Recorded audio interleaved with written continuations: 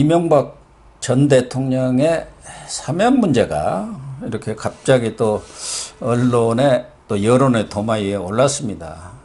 윤석열 대통령이 이 부분에 대해서도 이제 기자들이 늘 관심사 아니겠습니까? 네. 특히 이명박 전 대통령이 형 집행 정지 신청을 네. 한 것으로 이렇게 며칠 전에 했지 않습니까? 했죠. 근데 그것을 계기로 해서 이제 대두가 되고 있는데 형 집행 정지라는 게 뭡니까? 그러니까 수형 생활. 예. 그러니까 감옥에서의 어떤 수인으로서 수인이라는 죄수란 예, 말을 저는 전직 대통령 쓰기가 좀 뭐해서 어쨌든 죄수는 죄수죠. 죄수로서의 생활 사실 그게 엄격합니다. 이 기상 시간, 그다음 식사 시간, 그다음 운동 시간 딱 정해져 있어요. 그래 이제 이명박 전 대통령에 대해서 특별하게 어떻게 봐줄 수 있는 건 못 하거든요. 그렇겠죠. 예, 그럼 당장 열애를 할 수가 열애를 할 수가 없으니까. 근데 지금 이명박 대통령이 나이가 81세일 겁니다. 그러니까 그 고령에 이런 수영 생활의 엄격함을 견디기 힘들고 그다음 그 수영 생활하면 감방 안에서 자세가 아주 안 좋아요. 같은 자세로 가부좌 자세로 앉아 있거든요, 보통은. 근데 이명박 대통령 그렇게 앉아 있는지는 잘 모르겠는데. 아니, 그리고 뭐 당뇨라든가 여러 가지 그래가지고 안 그래도 많지 나이 들면 어떤 성인병도 많이 생기는데 그래서 이제 이런 수영 생활을 견디기 어려울 때 그 형 집행 정지 신청을 법무부에 합니다. 그럼 법무부에서 진료를 하건 어떤 큰 질병이 있을 때 주로 많이 하는데 뭐 수술을 받아야 되는가 암이라든가 그다음 하는데 이명박 대통령이 하면은 아마 지금 보통은 구치소 내에 의무실장인가 있어야 하고요. 그다음 그게 좀 더 정밀하면 외부 병원에서 진단을 받아서 형 집행정지 신청을 받아주는데 쉽게 받아주지는 않을 것 같아요. 그러니까 그런 절차를 거쳐서 형 집행정지 심의위원회 심의를 거쳐서 이제 해당 지역의 지검장, 지금 안양교도소에 있으니까 수원지검장이 결정을 하겠는데 사실은 전에 박근혜 전 대통령도 윤석열 대통령이 서울 중앙지검장 시절에 형 집행정지 신청을 했는데 그때 거부됐었지 않습니까? 아마 국민 여론 때문에 그렇게 된 점이 있는데 이번의 경우는 가능성이 좀 높죠. 근데 연세도 그렇고 아마 건강 상태도 매우 좋지는 않은 것 같아요. 그러니까 이 교도소 들어가면 보통 건강이 대부분 나빠지죠. 아까 말씀드린 대로 그런 여러 가지 부자연스러운 사람이 밖에서 열심히 활동하고 운동도 열심히 해도 아픈데 교도소 내에서 그건 당연한데 근데 이제 이명박 전 대통령 같은 경우는 정치적인 이제 판단 아니겠습니까? 어떤 몸이 아프다고 해가지고 큰 수술을 하거나 이럴 정도는 아니고 지금 지병 같은데요. 그거는 해주는 게 참 힘들어요. 그래서 마지막에 아까 말씀하신 형 집행정지 심의위원회에서 하겠지만은 그래도 좀 힘들 것이다. 그래서 제 생각에는 오히려 지금 8.15 특사 이야기가 나오고 있는데 거기서 지금 지금 야당 인사들하고 합쳐가지고 특사를 한다는 이야기도 있고요. 근데 이제 윤석열 대통령은 처음에는 아니지 않는가 그렇게 이야기하다가 다음날 이런 여러 가지를 고려할 때 가능성이 있지 않느냐 이런 식으로 태도를 갖다 말을 바꾸었더라고요. 8일 날에는 지금 그 문제를 언급할 시기는 아니라고 생각합니다. 그러니까 좀 거리를 두었는데 9일 날에는 20몇 년간을 좀 심하다. 수감 생활하게 하는 것은 과거 전례에 비춰서는 맞지 않다. 그게 과거 전례라는 게 사실은 박근혜 전 대통령은 4년 9개월을 있었으니까요. 물론 형기는 22년 이렇게 징역형을 받았습니다만은 이명박 전 대통령은 17년형을 받았죠. 박근혜 전 대통령 30몇 년 될 겁니다. 합치면 재판을 많이 받아가지고. 그러나 노태우 전 대통령은 무기징역, 노태우 전 대통령은 17년형을 받았지만 한 2년 정도 이렇게 좀 못 미쳐서 수감 생활을 하다 1997년 DJ가 YS 사태 건의해가지고 이렇게 그때 아마 특사로 이렇게 나왔었죠. 그런 것에 비춰보면 이 사람들의 죄의 비용은 이건 사실은 이명박 전 대통령은 어떻게 보면은 이거야말로 정치 보복 아니냐는 그래서 의혹을 받기에 딱 맞지요. 우리가 지금 이야기하는 게 문재인 대통령이 2월 달에 그때 문재인 대통령이 이명박 그 대통령을 사면하는 거 그거는 조금 정치적 부담이 좀 덜했을 거예요. 아마. 네, 그렇죠. 근데 이제 윤석열 지금 대통령은 뭐 보니까 인사도 전부 다 제2기 이명박 정부를 할 정도로 그런 상태에서 하다니까 처음에 그 8일날 이야기한 게 아마 그런 정서의 반영이 아닐까. 국민들의 어떤 반감.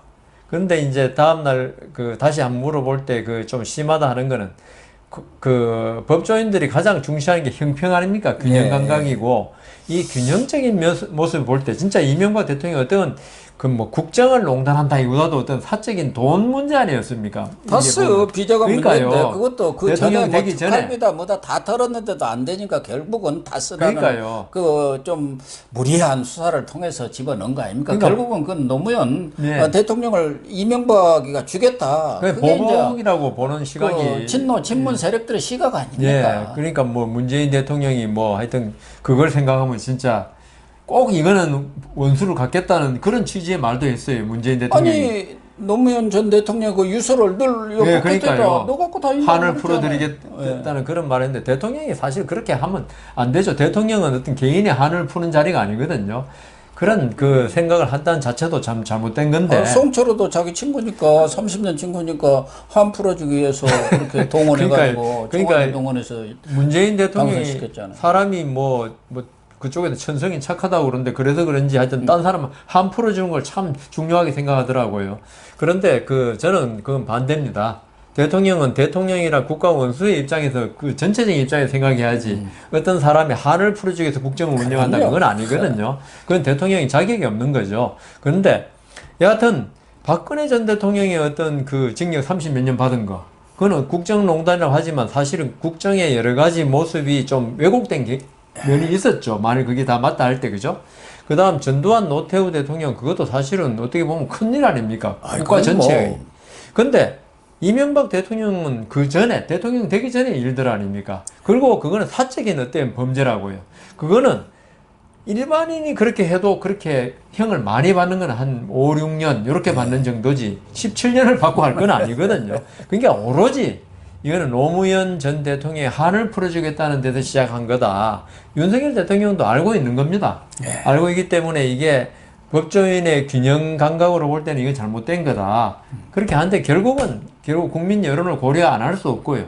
그런데 지금까지 쭉 볼 때는 이번 8.15 특사에서 가능성이 있다. 그렇게 되면은 굳이 형 집행정지로 지금 나올 건 아니고요. 그걸 좀 보기가 못하니까 8.15 특사가 더 가능성이 저는 있다고 보입니다. 8.15 특사야 뭐 당연히 되지 않겠습니까? 사실은 뭐 윤석열 대통령이 대통령 취임하면은 곧바로 사면되는 거 아니냐는 인식이 있었죠. 네, 있었죠. 그 이전에도 문재인 전 대통령이 얼마든지 사면을 할 수 있는 일인데 끝까지 자기 지지자들 잃기 싫어가지고 집토끼 잡는다고. 그래가지고 또 지방선거도 있고 그러니까 일부러 안 한 거죠. 그 뭐 지지층 그 의식해가지고 아는 것 아닙니까? 그렇죠.